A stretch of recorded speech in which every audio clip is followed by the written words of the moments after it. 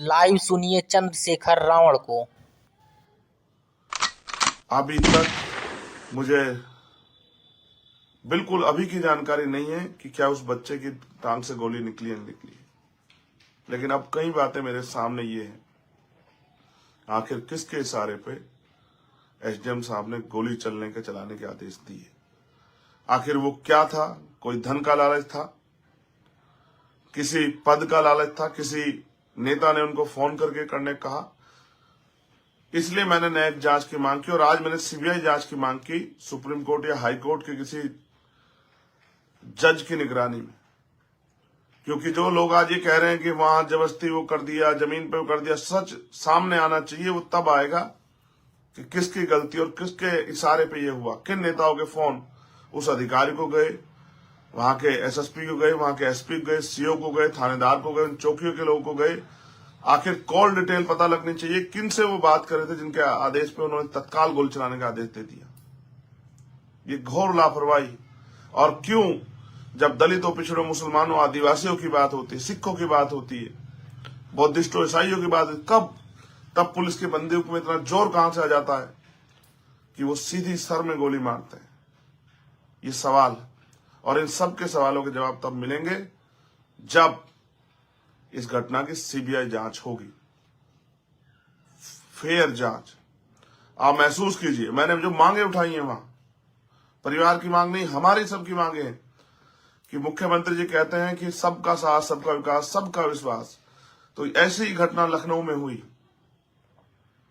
लखनऊ में ऐसी घटना हुई और पुलिस वाले ने एक कर्मचारी को गोली मारी जो प्राइवेट कर्मचारी था। 50 लाख रुपए की नौकरी, एक सरकारी मुआवजा दिया सरकार ने, 50 लाख रुपए और एक सरकारी नौकरी दी सरकार ने, क्लास 1 की सरकारी नौकरी।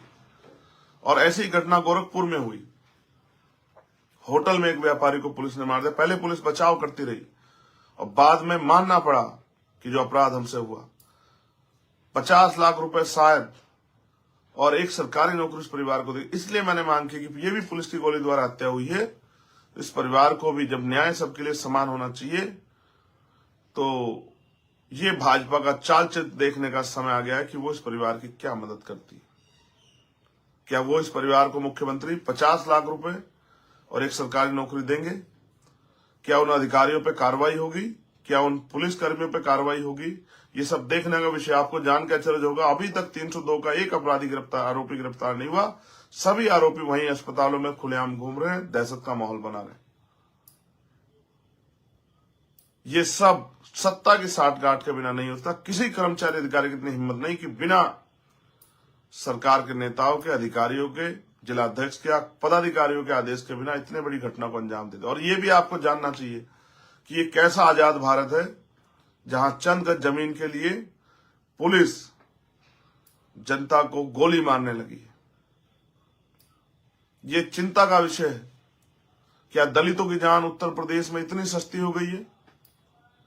क्या दलितों की जान उत्तर प्रदेश में इतनी सस्ती हो गई है कि उनको गोली मारते हुए सोचा भी ना जाए कि इनका क्या होगा? ये सब हमारे लिए चैलेंज है। अगर आप ये सोच के बैठे हैं कि ये सोमेश के साथ हुआ, अमित के साथ हुआ, तो ये आपके यहां भी होगा जब आप अपने अधिकारों के लिए लड़ोगे। हम संविधान को मानने वाले लोग हैं, लेकिन ये संविधान को कुचलने का प्रयास है। ये राजतंत्र जैसा, जैसे राजा ने आदेश दिया और सेना ने किसी की हत्या कर दी। आप इसमें कब तक चुप्पी थाम के रखेंगे?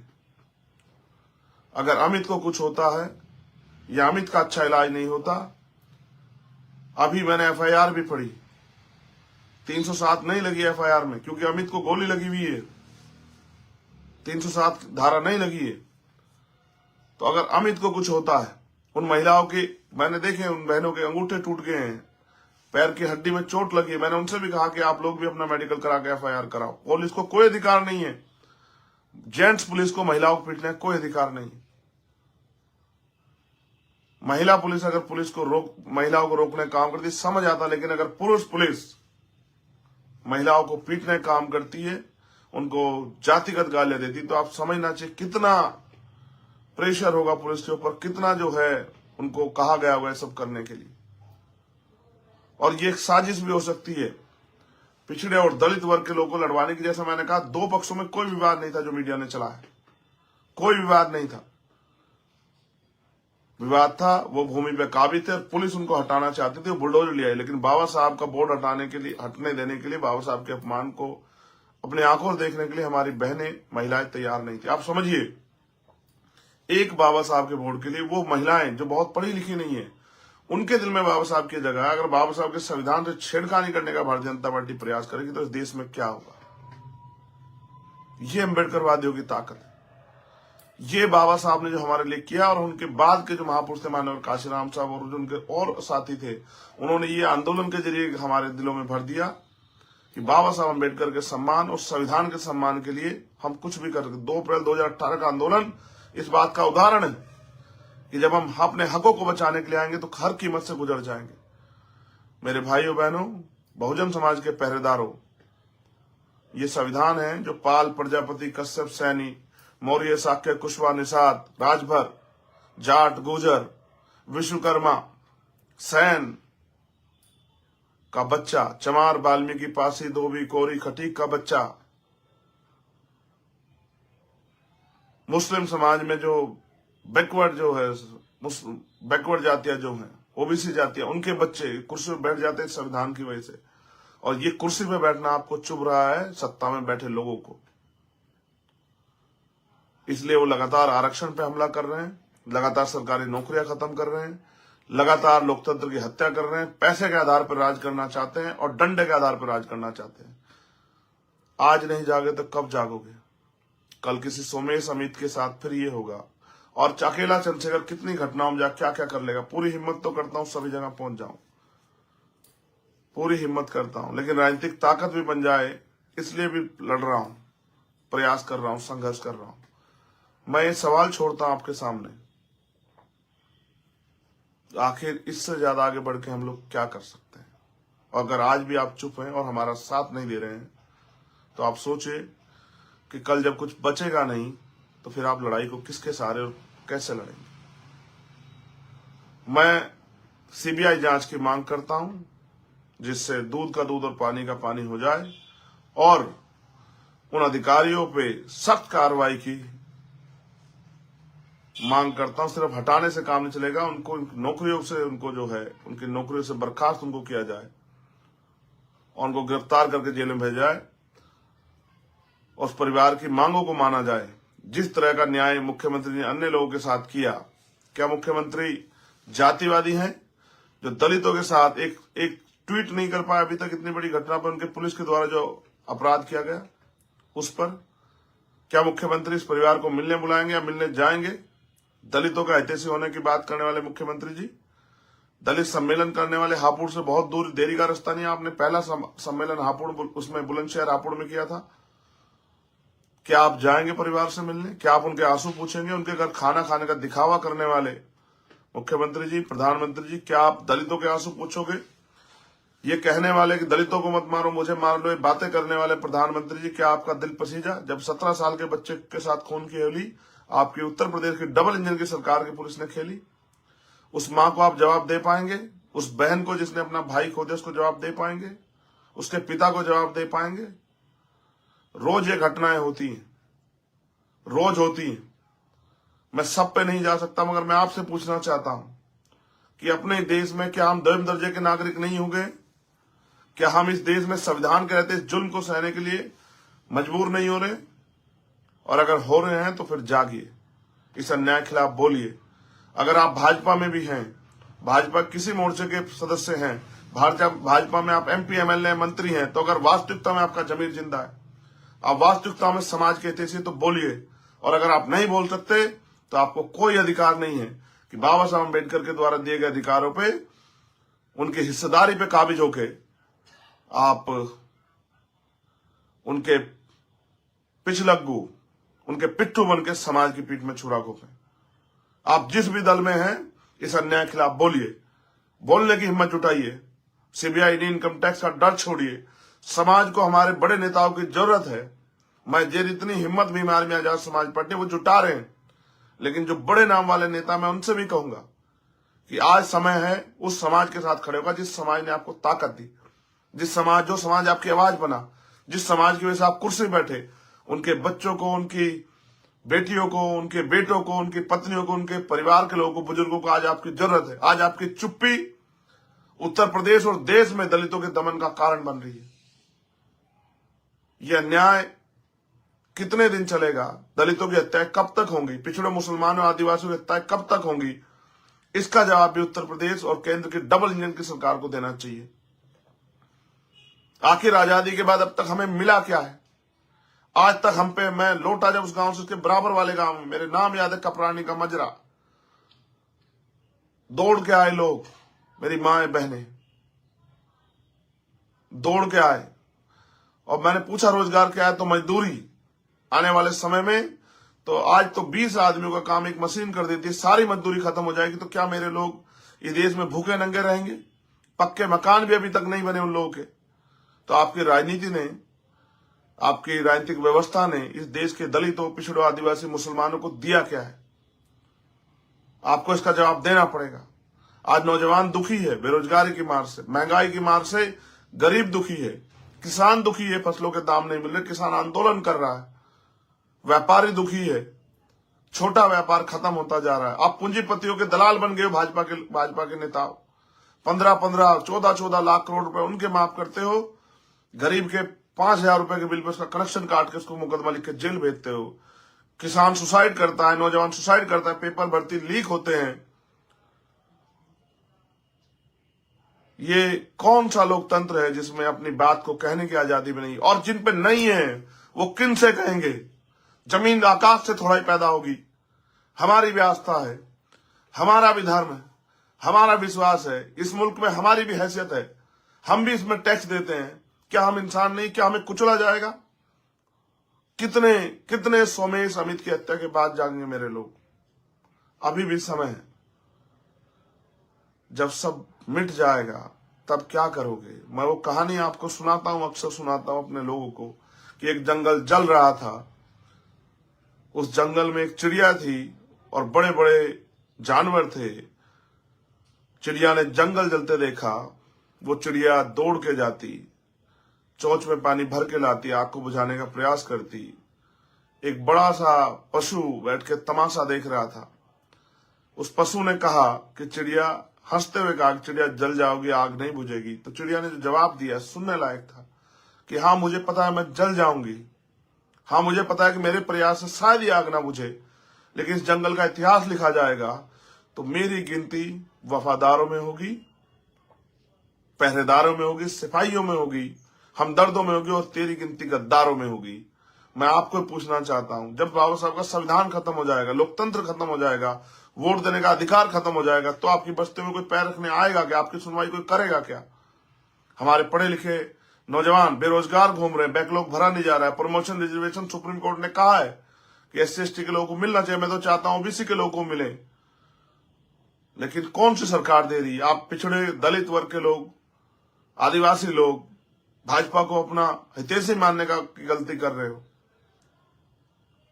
ये वही भाजपा है, ये वही RS के लोग हैं जिन्होंने जिंदा रहते बाबा साहब अम्बेडकर की सब यात्रा निकाली। हाँ मुझे पता है इस जुल्म के खिलाफ इतनी ताकतवर आवाज बनने का खामियाजा मुझे भुगतना पड़ता है, मुझे जेल जाना पड़ता है, मेरी पीठ पर लाठियां पड़ती है, मुझे जुल्म सहना पड़ता है, जेलों में रातें काटनी पड़ती हैं, अन्याय सहना पड़ता है, और जब मैं चुप नहीं होता तो मेरे ऊपर गोली चला जाती है। लेकिन हो सकता है कल फिर गोली चले, हो सकता है 10 दिन बाद फिर गोली चले, हो सकता है मैं मारा जाऊं, लेकिन मैं इस अन्याय के खिलाफ चुप रह जाऊं, ये मैंने नहीं सीखा है। अगर मैं भी औरों की तरह राजनीति पैसों के लिए, पावर के लिए, सुख सुविधाओं के लिए करता, MP MLA के लिए बनने के लिए करता, तो शायद कभी का जमीर का सौदा कर लेता। लेकिन मैंने इस बात को इसलिए समझा कि जब मैंने अपने पिता को अपने हाथों में मैंने दम तोड़ दिया मेरे पिता ने, तब मुझे समझ आया कि पॉलिटिकल पावर क्या है। उस समय राजनीतिक शक्ति मेरे पास होती, या कोई राजनीतिक शक्ति वाला व्यक्ति मुझसे जुड़ा होता, तो शायद मेरे पिता मेरे आज जिंदा होते। मैं भी उनके पैर छू के आशीर्वाद लेता और पूरी ताकत से जो भी लड़ाई में लड़ता मैं लड़ पाता। लेकिन उस दिन मेरे जीवन में तब्दीली, और सबसे बड़ी तब्दीली तब हुई जिस दिन मेरे ऊपर गोली चली। उस दिन मैंने तय कर लिया कि मैं किसी का दिल नहीं दुखाऊंगा, लेकिन मैं अपने जीवन का एक एक पल इस आंदोलन को दूंगा, गरीबों के आंसू पूछने के लिए, उनके ऊपर होने वाले जुल्म को रोकने के लिए दूंगा। मैं अपनी बात के लिए संकल्पित हूं और मैं आज फिर कहता हूं कि सूरज पूरब की जगह पश्चिम से उदय हो सकता है, लेकिन चंद्रशेखर आजाद इस लड़ाई में पीछे नहीं हट सकता है। मैं आपसे भी अपील करता हूं कि इस लड़ाई में हमारा साथ दीजिए। मैं आपसे भी कहता हूं कि जुल्म के खिलाफ लड़ने में आप हमारी हिमायत कीजिए। अगर साथ में नहीं देखते तो कम से कम बोलिए, जो जुल्म करने वाले के हाथ रुके, उसकी ताकत कमजोर पड़े। ये लोकतंत्र है, यहाँ जनता के पास ताकत है। आप तय करते हो कि कौन कौन ताकतवर होगा, कौन कमजोर होगा। आपकी चुप्पी कल और लोगों का खून बहाएगी। आपकी चुप्पी इस देश को जो बेचने वाले लोग हैं उनको ताकत देगी, और आप अगर बोलने लगे तो हमारा लोकतंत्र और संविधान भी बचेगा। आपकी वो एकजुट होना पड़ेगा। मैं अपने कर्मचारी साथियों से भी कहता हूं, मैं जहां नगीना में लड़ रहा हूं वहां मुझे आपकी मदद की जरूरत है। आपके दोस्त रिश्तेदार साथी में रहते होंगे। मैं दलित, पिछड़े, मुसलमानों, आदिवासियों, सिखों, जैन, बुद्धिस्टों, ईसाइयों, हर न्याय पसंद व्यक्ति से कहना चाहता हूं, अपनी माँ बहनों से कहना चाहता हूं, इस लड़ाई में मुझे मौका दें कि मैं इस लड़ाई को लड़के दिखाऊं कि किस तरह से सेवा भाव से राजनीति होती है और राजनीति के जरिए किस तरह से गरीबों की जिंदगी बदली जाती है। सब कुछ संभव है, लेकिन संभव वही कर सकते हैं जिनके पास शक्ति है। हम राजनीति में कामयाब हुए बिना इस जुल्म जाति खत्म नहीं कर सकते हैं। तो नगीना के लिए मेरी आपसे अपील है और संगठित होने की देश भर में आपसे अपील है। और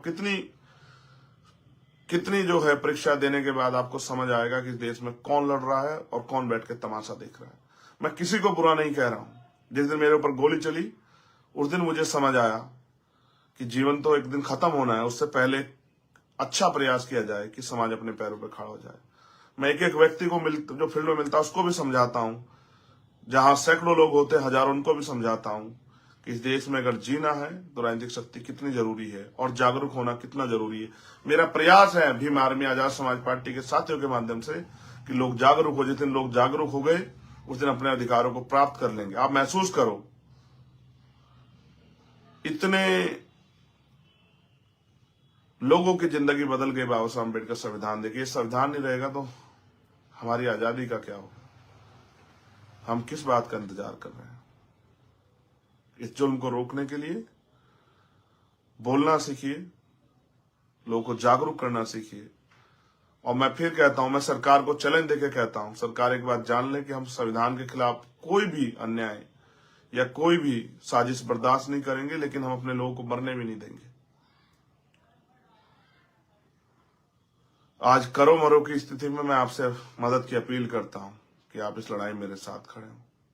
मुझे गाली देने की, मेरे विरोधियों को मैं कहूंगा, मुझे गाली देने की बजाय एक बार मुझे मौका देके देखिए, मेरे साथ खड़े होकर देखिए, आपको एहसास होगा कि चंद्रशेखर आजाद जिसने जान को दांव पे लगा दिया। लोग पेट के लिए, पैसे, पावर के लिए, साधन संसाधन के लिए सब काम करते हैं, और मैं, क्योंकि मैं गरीबी में पल के आया हूं, दुख सह के आया हूं, मैं अपने लोगों के जीवन बदलने के लिए इस काम करना चाहता हूं। मैं हर उस माँ की आवाज के आंसू पूछना चाहता हूं जिसने बचपन से लेके और अब तक जो है गरीबी, बेबसी, लाचारी देखी, जिसने कभी सुख सुविधाएं देखी नहीं। अपने उस भाई की आवाज बनना चाहता हूं जिसने पढ़ लिख के जो बेरोजगार घूम रहा है, जिसके माँ बाप ने पेट काट के उसको पढ़ाया है, उसको हिम्मत ताकत दी है। मैं उस बहन की आवाज बनना चाहता हूं जो आज भी भारत और उत्तर प्रदेश, प्रदेश के किसी भी कोने में डर के साए में जी रही है कि उसके साथ कभी भी कोई अन्याय, अपमान हो सकता है। मैं यार उस कमजोर की आवाज बनना चाहता हूं जिसको दबाया जा रहा है, जिसके साथ जुल्म हो रहा है। मैं संविधान के रक्षक के रूप में इस लड़ाई को आगे बढ़ाना चाहता हूं, आपसे मदद चाहता हूं। मैं सरकार से कहूंगा, आप कमजोर मत समझिए कि हम इस लड़ाई को भूल जाएंगे और चुप हो जाएंगे। एक बहुत बड़ा आंदोलन हम लोग इसी लड़ाई को आखिरी लड़ाई मान के रामपुर की लड़ाई को तय करेंगे। आप मेरी बात को याद रखना। क्या तो सरकार जिस तरह से और लोगों को न्याय दिया उस तरह से उस परिवार को न्याय दे, वरना उत्तर प्रदेश और देश में कमर कस ले कि हम किसी से बड़े आंदोलन करने के लिए तैयार हैं। इस दर्द को रोज रोज अपने लोगों को मरता देख के जो तकलीफ होती है वो ऐसे नहीं, उसको नहीं बताया जा सकता शब्दों में। ये स्वीकार्य नहीं है। मुख्यमंत्री जी इस अन्याय को रोकिए, और आपने नहीं रुकता तो कुर्सी खाली कीजिए अगर आपसे नहीं होता है। झूठ बोलना बंद कीजिए, दिखावा करना बंद कीजिए। जय भीम, जय भारत, जय संविधान, जय विज्ञान, जय लोकतंत्र।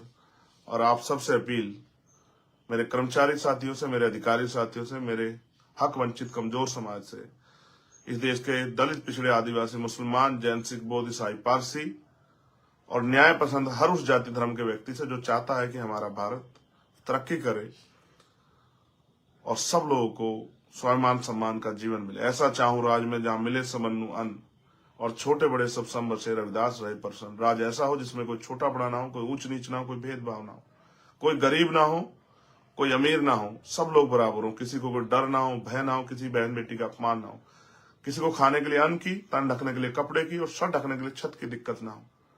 सभी का सम्मान हो।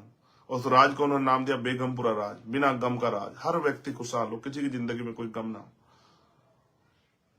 मैं संदेश के तौर पे अपने लोगों से कहूंगा जो सतगुरु रविदास जी महाराज 600 साल पहले कहा कि रविदास मानुष करी बसन को सुकर है दो ठाव, एक सु सब राज माही दूसर मरगट गांव। कि अगर सुख शांति का जीवन जीना है तो दो ही रास्ते हैं, एक सु सब राज में, क्या तो अपना राज हो या फिर सुख शांति जब जीवन समाप्त हो जाएगा शमशान घाट और कब्रिस्तान में मिलेगी। और बाबा साहब अम्बेडकर ने तो हमारे अंगूठे में वो ताकत दी है कि हम राजकाज ले सकते हैं, अपनी साथ होने वाले जुल्म को जड़ से खत्म कर सकते हैं। क्योंकि सड़क पर कानून नहीं बनते, कानून सदन में बनते हैं, लोकसभाओं में, विधानसभाओं में। तो अपनी ताकत बनाइए और इस जुल्म के खिलाफ बोलना सीखिए। मैं हर कमजोर, हर मजलूम, गरीब बहन बेटी की आवाज आपका भाई चंद्रशेखर आजाद बोल रहा हूं और आपसे अपील करता हूं साथ और सहयोग की। जय भीम, जय भारत। आज के लिए फिलहाल इतना ही। मिलते हैं फिर से एक नई खबर के साथ।